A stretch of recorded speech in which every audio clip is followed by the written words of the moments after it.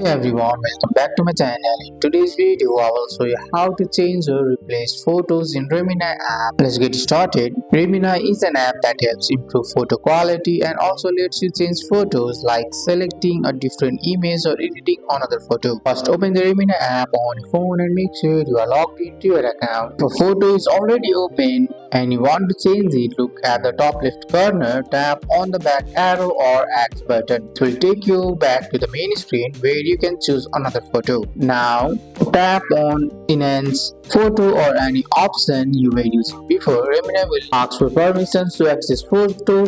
Tap allow access. Now select a new photo from your gallery. This is how you change the photo in Remini. After selecting the new photo, choose the enhancement option like enhance or portrait or HD.